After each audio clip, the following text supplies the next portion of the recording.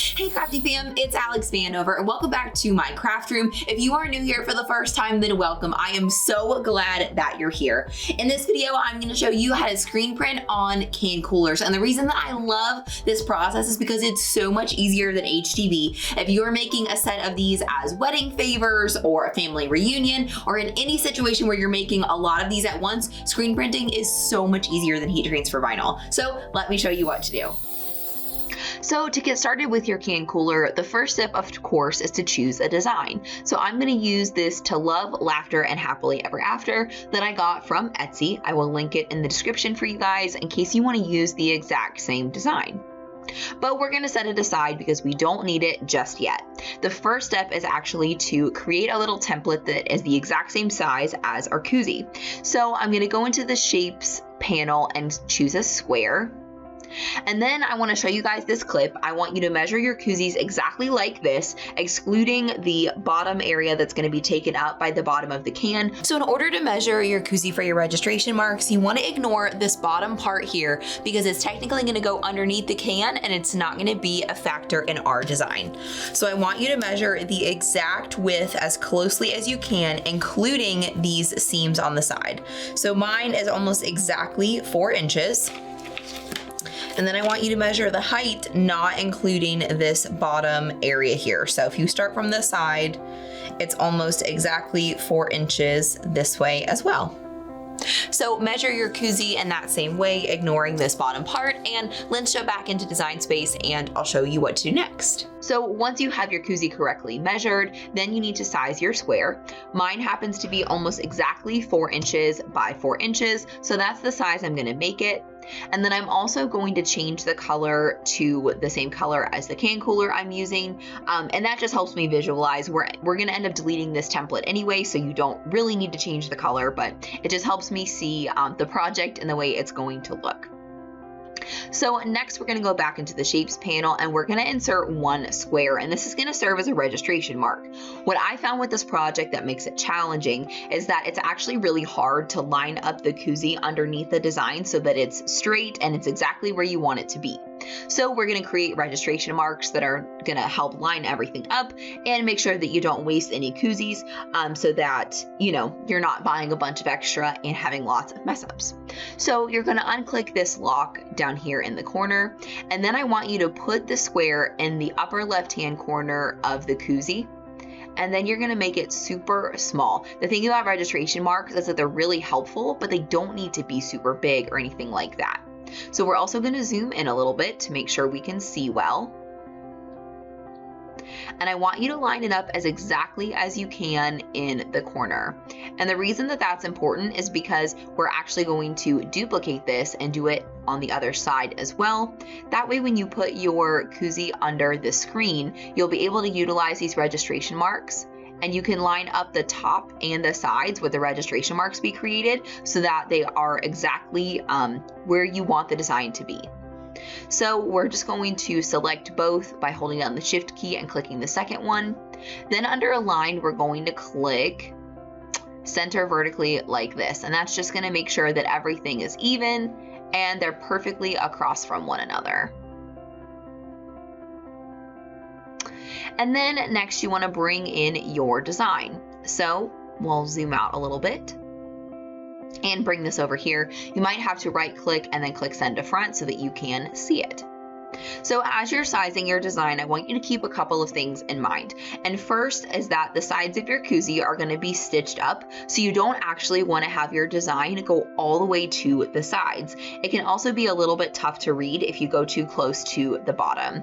So you want your design to take up a lot of space, but it doesn't necessarily need to take up the entire thing in order to be visible and easy to read. So once you have it centered where you want it, then I recommend you select it and then hold down the Shift key and select the koozie template. And then under Align, you can use the center key to make sure that it's exactly in the center. So once you have your registration marks in place and your design exactly where you want it, you want to select the koozie template that we created. Oops. You just want to select the koozie template, so you can also do that here on the right with the layers panel. And we're actually just going to move this out of the way because we're not actually going to need it. Next, you want to click and draw a box around all 3 pieces and then click attach. And that's going to ensure that everything cuts exactly the way that you formatted it. So once you're happy with that, you can X out of this template and delete it. Then don't forget to save your work before moving on.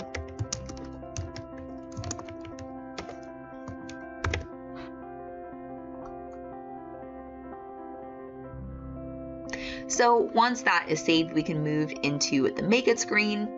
And the next thing that we are going to do is mirror our design. And I know what you're thinking. What are you doing, Alex? We're using adhesive vinyl for this project. Why are you mirroring? But the reason that this is really helpful is because you can actually put your design on the back of the screen so that the squeegee doesn't move any of the parts of the vinyl. So you always want to mirror it so that you can put your design on the back of the screen. The other thing that you want to do is make sure to move it so that it's not up in the upper left-hand corner. I usually like to cut mine somewhere like this, and that just gives me plenty of space at the top, the sides, and the bottom, so that you're not running into any of the sides of your screen.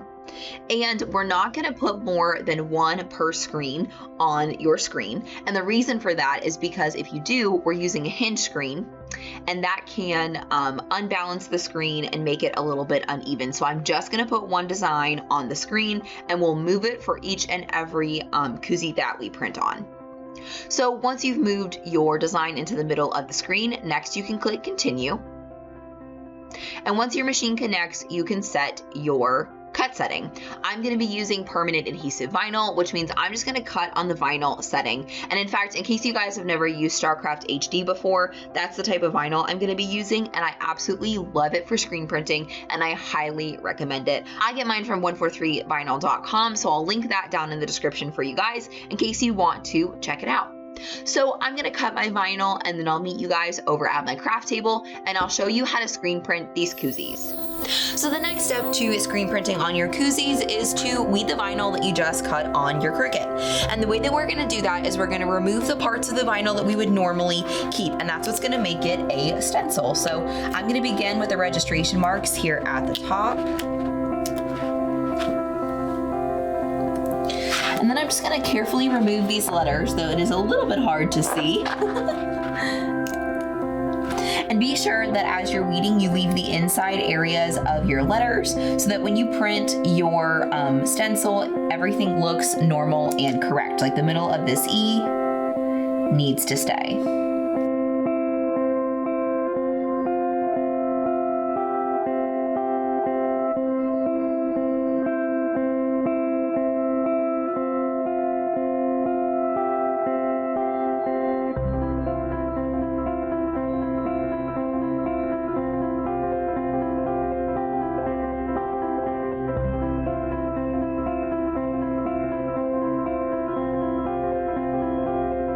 And once you're done weeding, the next step is to apply your transfer tape. I really like using clear medium tack from 143 vinyl just because it's not crazy sticky, so that makes it a little bit easier to get off of the backing of the vinyl and get on to your screen.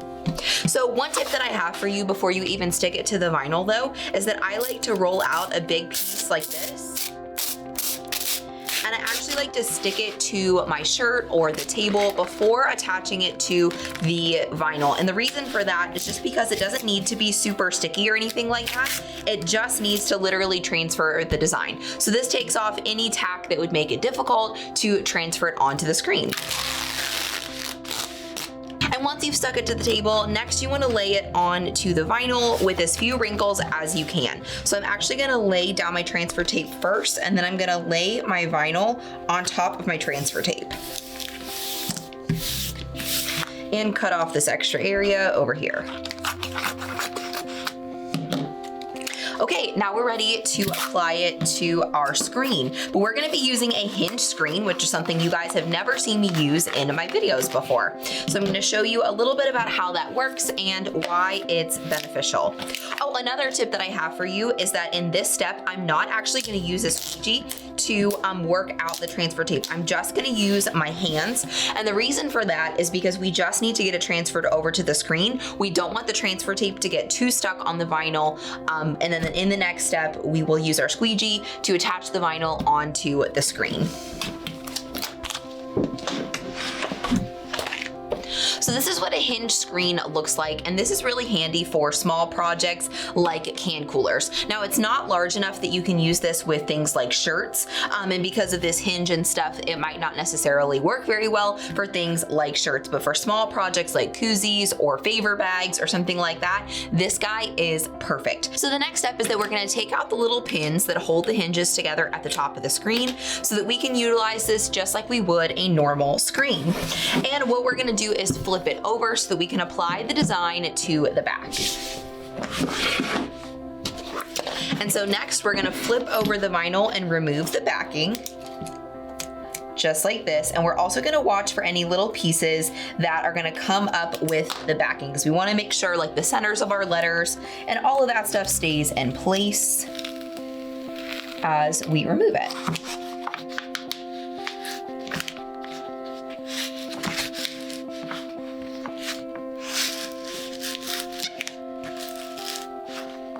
And if you do get any areas that want to come up like the center of this P, just lay the backing back down and kind of ease the vinyl off of it like this.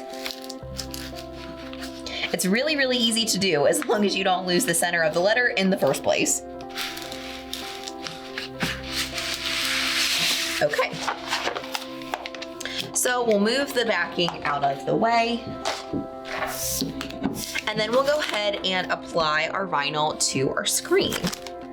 And we want to try to sort of center it, but it doesn't have to be perfect since we have these registration marks.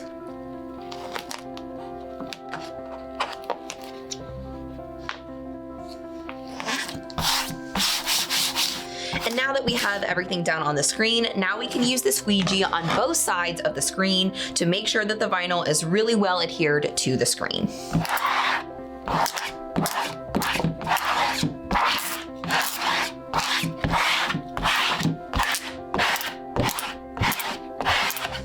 We'll also flip the screen over and make sure that the vinyl is well adhered from this side.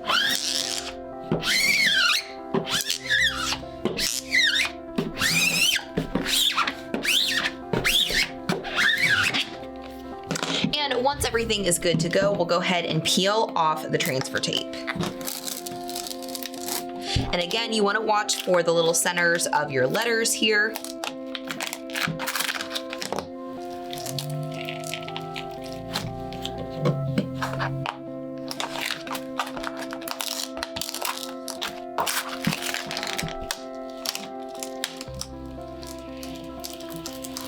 And everything stayed great.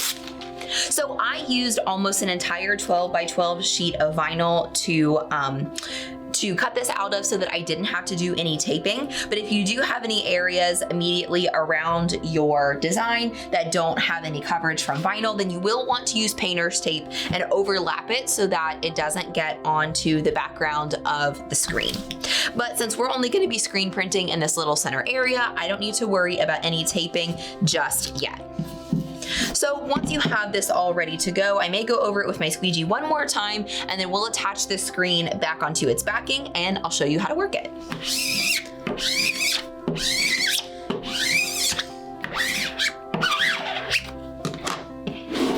And in order to attach the screen again, all we're going to do is line up the hinges and add the pins back into the top.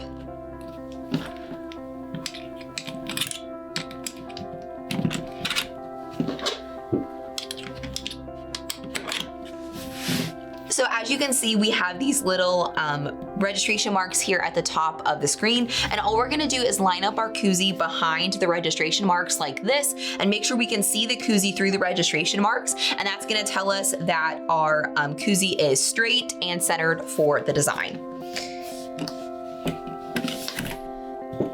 And so I don't know how well you guys can see that, but there's a little bit of a gap here in this registration mark here. So I'm just gonna lift up my screen and move my koozie over just a little bit until it looks just right.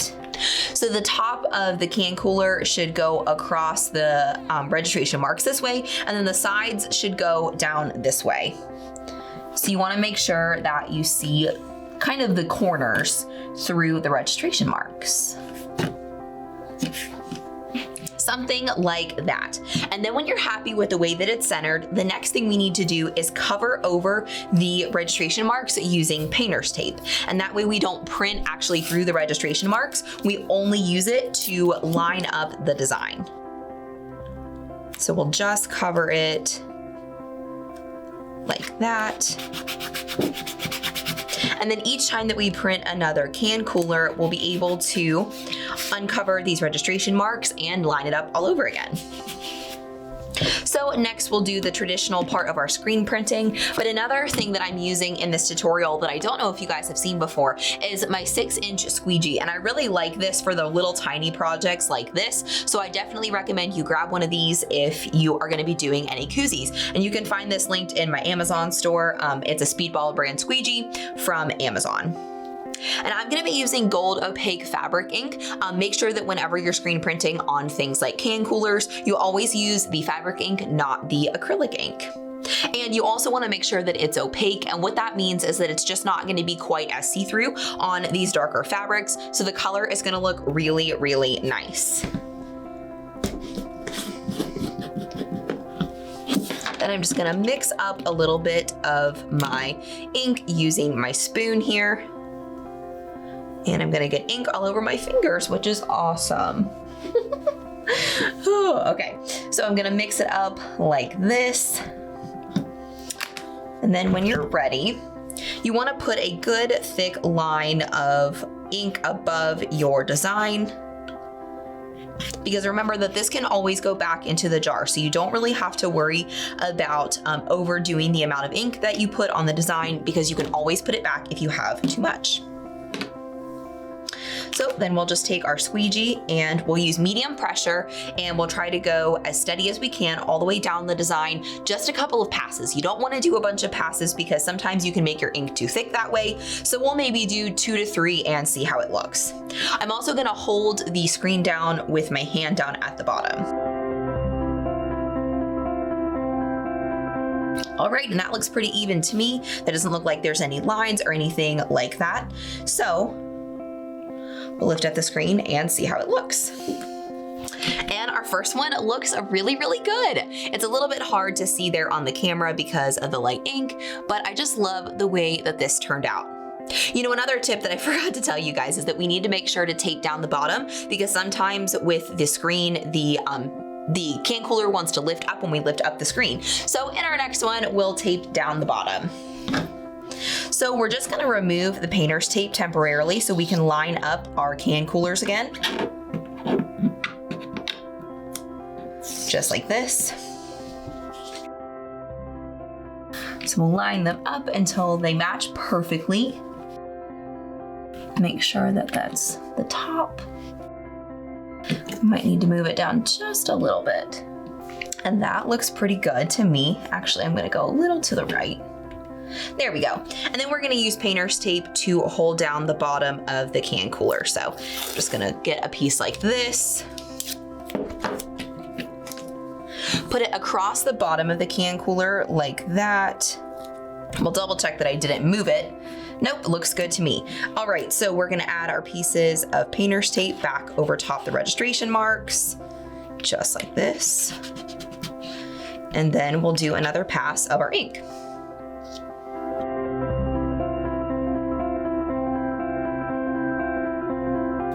All right, and when you're happy with it, just lift the screen up, untape it, and you're good to go. Now, if you have a double-sided design, you always want to make sure that everything is fully dry before you flip it over to print it. So you definitely want to wait plenty of time.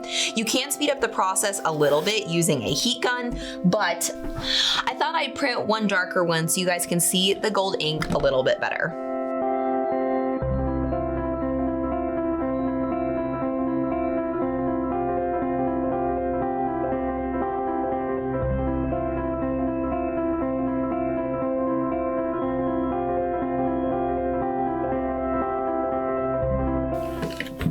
And there's the final result on a little bit of a darker koozie. So this is just a way easier process than using HTV if you're making a large amount of koozies. So like I said before, if you are making a double-sided koozie for your wedding, make sure that this is completely dry before you flip it over and print the other side. And you can speed that process up with a heat gun if you don't want to wait for it to dry on its own. So then after both sides are completely dry, next I'll show you how to put these koozies in my heat press and heat set them with the ink so that it becomes completely permanent. So if you guys have ever screen printed before, you know that the very last step is to always heat set your ink in order to make it as permanent as HTV. So I'm gonna put all of my koozies in my heat press and I'm gonna press them at 320 degrees for 40 seconds. Now you can also heat set using an iron or an easy press. If that's all you have, that's perfectly fine. Just make sure that they all get plenty of heat. The benefit of using a heat press is that you can heat set multiple at once, and so that just makes the process a little faster, but both work and they're fine. So let's heat set them so we can finish up this project.